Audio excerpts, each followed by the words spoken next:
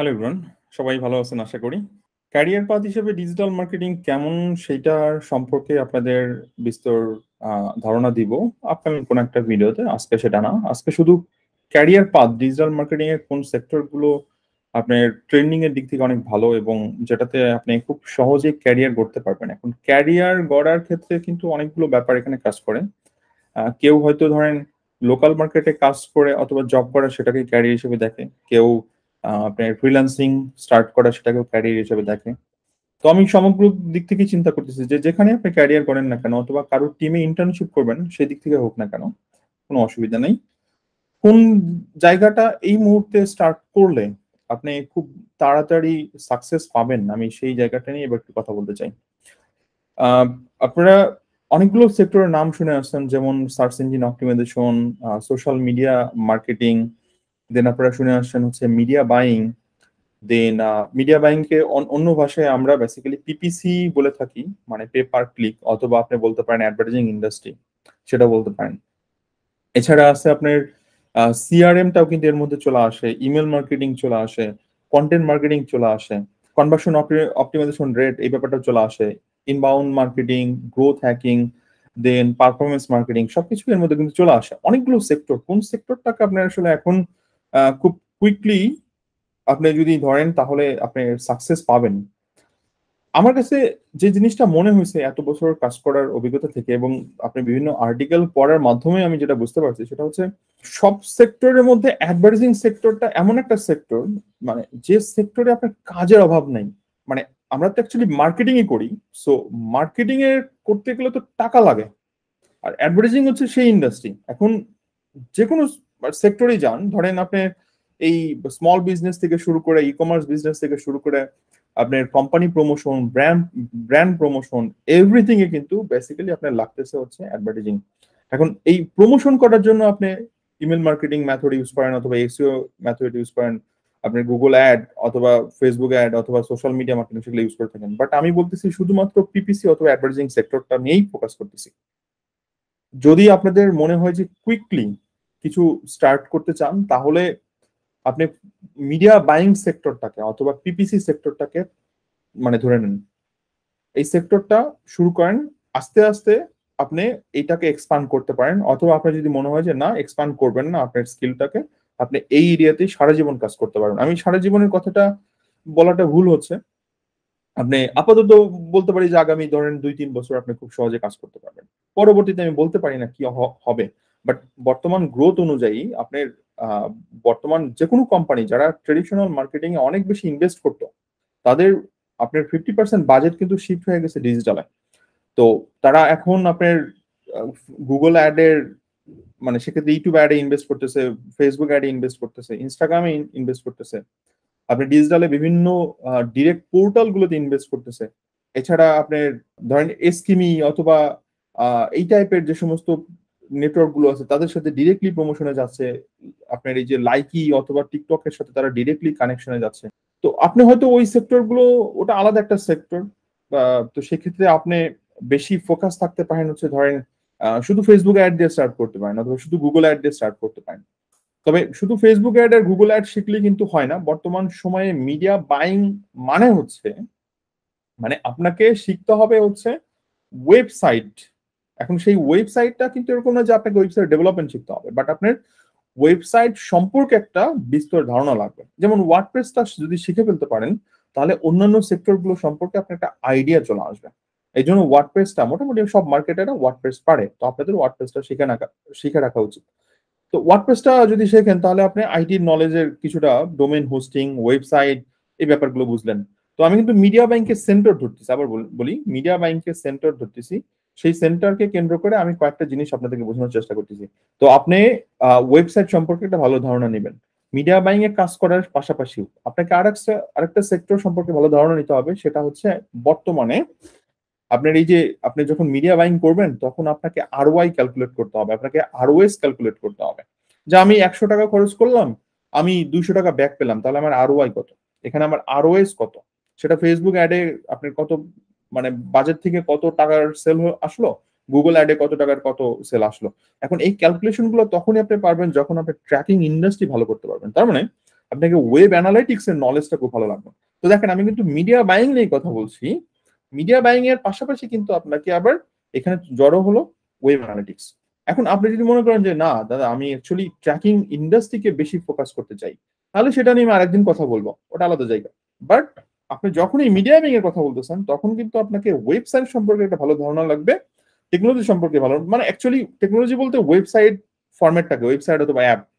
তো আপনি web basic কাজ করতে পারেন, ম্যাপটা হয়তো দূরে রাখতে পারেন, কারণ অ্যাপের ইনভায়রনমেন্টটা টোটালি আলাদা। আর ওয়েবসাইট ইনভায়রনমেন্টটা ওয়ার্কপেজ শিখলে আপনার একটা বেসিক ধারণা হবে, ওইখান থেকে কাজ করতে করতে নিজেই সব কিছু বুঝতে পারবেন। ওকে, তো ওয়েব অ্যানালিটিক্সটা ব্যাপার, একটা হচ্ছে ওয়েবসাইট একটা ব্যাপার। আরেকটা জিনিস যেটা বর্তমান মিডিয়া বাইং সেক্টরে লাগবে সেটা হচ্ছে সার্ভার সাইড ট্যাগিং। কারণ দেখেন আমি আপনাকে কিন্তু রাইট পাথ বলতেছি, শুধুমাত্র অ্যাডভার্টাইজিং শিখে আপনি খুব বেশি দূর যেতে পারবেন না ভাই। বর্তমানে প্রত্যেকটা সিস্টেম তারা এত সহজ করে দিছে, যে ব্যক্তি কখনো অ্যাডভার্টাইজ দেয় নাই সেই ব্যক্তি তার ক্রেডিট কার্ড অ্যাড করে সাথে সাথে ফেসবুক অ্যাড দিতে পারে, গুগল অ্যাড দিতে পারে, কিন্তু তারা হয়তো প্রপারলি রিসার্চ পারে না, রিপোর্টিং পারে না। তো এই জন্য কিন্তু আপনি একজন পারফেক্ট মিডিয়া বায়ার হবেন, এবং এই মিডিয়া বায়ারের জন্য কিন্তু শুধু অ্যাড দিলে হবে না, আপনাকে প্ল্যানিং করতে হবে। বাইং তো করতেছেন, আপনাকে প্ল্যানিং করতে হবে, এবং এই প্ল্যানিং আপনার তখনই আসবে যখন আপনি ট্র্যাকিং গুলো ভালো মতো করতে পারবেন। তো একটা প্ল্যানিং হয় হচ্ছে আগে বাজেট প্ল্যানিং, আরেকটা প্ল্যানিং হয় হচ্ছে আপনার মানে যেটা স্পেন্ড করে ফেলছেন সেটার উপর বেস করে আপনাকে পরের মাসে প্ল্যানিং, এবং এভাবে 3 মাসের প্ল্যানিং হয়, 6 মাসের প্ল্যানিং হয়, 1 বছরের প্ল্যানিং হয়। মোস্টলি যে বড় বড় কোম্পানিগুলো তারা কোয়ার্টার প্ল্যান করে, যেমন 4টা কোয়ার্টার হয়, হ্যাঁ, জানুয়ারি থেকে মার্চ একটা কোয়ার্টার, এরকম কোয়ার্টার 1, কোয়ার্টার 2, কোয়ার্টার 3, কোয়ার্টার 4। তো আপনাদের এইভাবে জিনিসগুলোকে চিন্তা করতে হবে। তো এই জন্য মিডিয়া বাইং শুধুমাত্র মিডিয়া বাইং না, মিডিয়া বাইং এর সাথে কিন্তু জড়িত আছে হচ্ছে আপনার ওয়েব অ্যানালিটিক্স এবং ওয়েবসাইটের নলেজ। এখন ওয়েবসাইটের নলেজটা হয়তো আপনি ডেভেলপারকে দিয়ে করে ফেলতে পারবেন, কিন্তু ওয়েব অ্যানালিটিক্স এর নলেজটা সেটা তো আপনার লাগবেই। আচ্ছা, আরেকটা নলেজ যেটা একটু আগে বলতে নিয়ে আমি বলিনি, অন্য টপিকে চলে গেলাম, সেটা হচ্ছে আপনার সার্ভার সাইড ট্যাগিং। আগের যে ট্র্যাকিং গুলো হতো সেগুলো ব্রাউজারে হতো, অর্থাৎ ক্রোম ব্রাউজার অথবা মজিলা ব্রাউজার সেখানে হতো। এখন এই যে ডাটা প্রাইভেসি নিয়ে গত 2-3 বছর যাবত এত অ্যাক্ট তৈরি হয়েছে, ধরেন আপনার এই ইউরোপিয়ান কান্ট্রির জন্য আপনার জিডিপিআর পলিসি আসছে, আপনার আমেরিকার ক্যালিফোর্নিয়ার জন্য সিসিপি আসছে, তারপর আপনার অ্যাপল ডিভাইসের জন্য এরকম মাল্টিপল অ্যাক্ট চলে আসছে, কিন্তু আইটিপি, সরি হ্যাঁ আইটিপি, অনেকগুলো অ্যাক্ট চলে আসছে। এখন এগুলোর ইয়াটা কি, যে এই যে প্ল্যাটফর্ম গুলো ফেসবুক, গুগল, ইনস্টাগ্রাম, টিকটক, এরা কিন্তু একটা পার্সোনাল ডাটা কনজিউম করতেছে। তো যেহেতু পার্সোনাল ডাটা কনজিউম করতেছে, আপনার হাতে কন্ট্রোল থাকতেছে না। এখন আপনি যদি ফেসবুকে একটা অ্যাড দেখেন এবং যদি কোনোভাবে সেই ওয়েবসাইটে যান, তাহলে কিন্তু আপনি ওই কোম্পানির অ্যাড আপনি বিভিন্ন জায়গায় আবার দেখার সুযোগ থাকতেছে, মানে আপনার সামনে চলে আসতেছে। কারণটা কি, সে তার আপনি যেহেতু ব্রাউজারে ঢুকছেন, ব্রাউজারে কুকিজ অ্যাড হয়ে গেছে, সেই কুকিজের মাধ্যমে আপনাকে ট্র্যাক করতেছে। এই যে ট্র্যাকিং গুলো, এই ট্র্যাকিং গুলো হতো হচ্ছে আপনার ব্রাউজার অ্যাঙ্গেল থেকে, কিন্তু যেহেতু এই অ্যাপগুলো অ্যানাবল হচ্ছে, তার মানে ব্রাউজারে এই টাইপের ডাটা কালেক্ট করা যাবে না। জিনিসগুলো ইজি ছিল এবং আপনার কোনো কস্টিং হতো না। বাট এখন সার্ভার সাইড ট্যাগিং, অর্থাৎ এই যে ডাটাগুলো, এই ডাটাগুলো আপনার সার্ভারে সেভ করতে হবে। তার মানে একজন মিডিয়া বায়ার কিন্তু সার্ভার সাইড ট্যাগিংটাও জানতে হবে, যে কিভাবে ফেসবুকের ডাটা সার্ভারে নিতে হয়, কিভাবে গুগল অ্যাডের ডাটা সার্ভারে নিতে হয়, কিভাবে গুগল অ্যানালিটিক্স এর ডাটা সার্ভারে নিতে হয়, এটাও কিন্তু জানতে হবে। তার মানে আমরা ছিলাম কোথায়, মিডিয়া বাইং এ। সবাই চিন্তা করে শুধু বুস্টিং শিখবো, অ্যাকচুয়ালি বুস্টিং শিখে বেশি দূর মানে বেশি কিছু করতে পারবেন না। হ্যাঁ, আপনি হয়তো ধরেন ফাইবারে শুধু ফেসবুক অ্যাড ক্যাম্পেইন রান করে অনেক টাকা ইনকাম করতে পারবেন, বাট নিজের মধ্যে ধরেন এক ধরনের কনফিডেন্স কখনোই পাবেন না। একটা ক্লায়েন্ট বললো যে ভাই আমার এই মাসে সেল নাই, তাহলে আপনি সেল নয় সেটা অ্যানালাইসিস করবেন কিভাবে? এখন সেই অ্যানালাইসিসটা তখনই পারবেন যখন আপনি ট্র্যাকিং বুঝবেন, যখন আপনি সার্ভার সাইড ট্যাগিং সম্পর্কে আইডিয়া থাকবে, যখন ওয়েবসাইট সম্পর্কে আইডিয়া থাকবে। তো অনেকগুলো ব্যাপার, আরেকটা ব্যাপার যেটা আসলে না বলেই নয় সেটা হচ্ছে রিপোর্টিং। মিডিয়া বাইং এর রিপোর্টিং কিন্তু অনেক বড় একটা ফ্যাক্ট, যদিও সেটা ওয়েব অ্যানালিটিক্স এর মধ্যেই চলে আসে। আপনি যদি কোনো ওয়েব অ্যানালিটিক্স এর কোর্স করেন, ওর মধ্যেই আপনার এই যে আহ, আপনার গুগল অ্যানালিটিক্স অথবা কোনো রিপোর্টিং টুল, এগুলো আপনি ড্যাশবোর্ড মেকিং টুল এগুলো শিখতে পারবেন। তো অনেকগুলো ব্যাপার কিন্তু চলে আসলো এখানে। তার মানে আপনি মিডিয়া বাইং অর্থাৎ পিপিসি অথবা অ্যাডভার্টাইজিং যেটাই বলেন না কেন সেটা শিখতেছেন, এবং এটার মধ্যে আপনি বাংলাদেশের জন্য হয়তো 2-3টা প্ল্যাটফর্ম শিখতেছেন, যে গুগল অ্যাড, ফেসবুক অ্যাড শিখলে আপনি ক্যারিয়ার করতে পারবেন, বাট বাইরের কান্ট্রির জন্য যদি মিডিয়া বাইং করতে চান তাহলে আপনাকে অনেক কিছু শিখতে হয়। যেমন আপনাকে অ্যামাজন পিপিসি শিখতে হয়, কারণ কোনো কোনো ক্লায়েন্ট আপনি পেয়ে যাবেন। আপনাকে শিখতে হবে লিঙ্কডইন বাইং, আপনাকে শিখতে হবে পিন্টারেস্টের বাইং, আপনাকে শিখতে হবে টুইটার বাইং, টিকটকের বাইং, অনেকগুলো বাইং কিন্তু আপনাকে শিখে নিতে হবে। বিং এর বাইং রয়েছে, ইভেন আরো যেমন অ্যাড্রোলের বাইং আছে। তো এই এই এই জিনিসগুলো আপনি ইন্ডিভিজুয়ালি কোর্স ইউটিউবে পাবেন, এই জিনিসগুলো আপনি ইউটিউবে কোর্স পেয়ে যাবেন, এগুলো আপনি ব্লগ আর্টিকেল পাবেন মানে প্রচুর পরিমাণে। এছাড়া আমার প্ল্যাটফর্ম বঙ্গীয়.com এ মিডিয়া বাইং এর কোর্স আছে, আপনি যেখান থেকে শিখতে চান আপনি সেখান থেকে শেখেন। আমি জাস্ট বলার চেষ্টা করতেছিলাম যে বর্তমান সময়ে এবং ইন ফিউচারেও এবং অতীতেও এই যে আপনার বিজনেসের প্রমোশনের জন্য একটা বাজেট ফিক্স থাকে এবং সেই ফিক্সটা অ্যাডভার্টাইজিং এ কন্টিনিউ থাকবেই। কারণ একটা বড় কোম্পানি বাংলাদেশে তারা এসইও তে ইনভেস্ট করে না, এখন হয়তো বা অল্প অল্প করতেছে। ধরেন একটা এক্সাম্পল দেই, একটা বড় কোম্পানি abcd.com, হ্যাঁ, ডট কম তো ডোমেন নাম, এবিসি বললাম, এবিসি। তো এবিসির আপনার একটা প্রোডাক্ট বিউটি প্রোডাক্ট, সেই বিউটি প্রোডাক্টের সে কিন্তু এসইও নিয়ে আসলে খুব একটা কাজ করে না, বাট এখন হয়তো করতে পারে। কিন্তু তাদের মোস্ট কে যে অ্যাডভার্টাইজিং ইন্ডাস্ট্রিতে কিন্তু তাদের বাজেট গুলো এক্সপেন্ড হয়। তো তাদের মাসে যদি ধরেন আপনার $1,00,000 খরচ হয়, আপনার মিনিমাম $60,000 তাদের বাইং এ খরচ হয়। বাকি 10,000 হয়তো অথবা $20,000 আপনার কন্টেন্টের পিছনে, ধরেন ওই যে টিপিসি বানাই অথবা এগুলোতে, বাকি 10,000 আপনার লোকাল মার্কেটের অ্যাডভার্টাইজিং এ যাচ্ছে।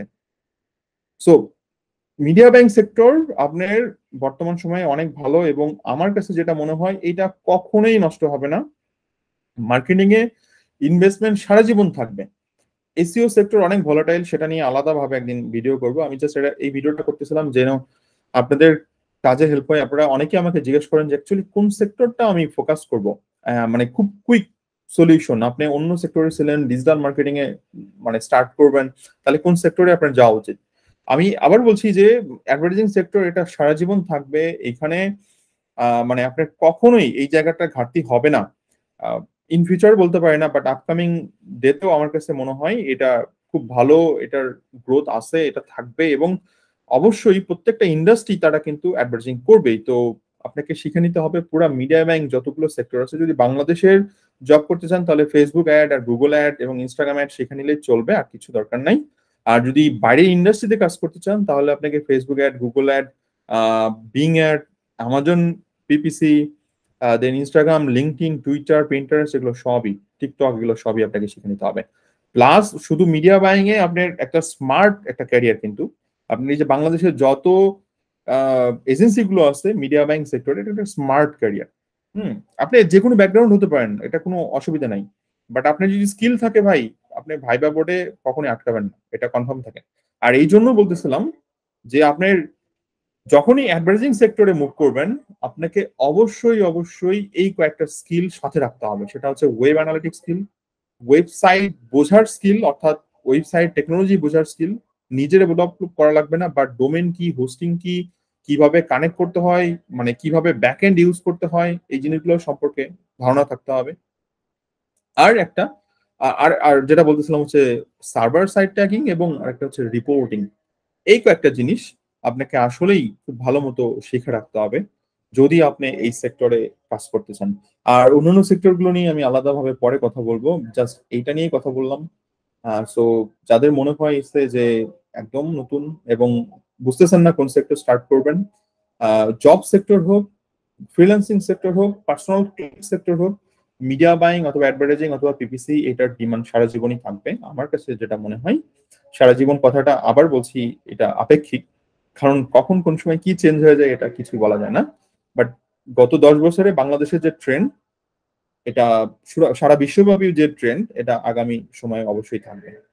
আর অন্যান্য সেক্টর গুলো আমি পরে কথা বলবো। সো আশা করি বুঝতে পারছেন, কোনো কোশ্চেন থাকলে জানান। Thank you so much.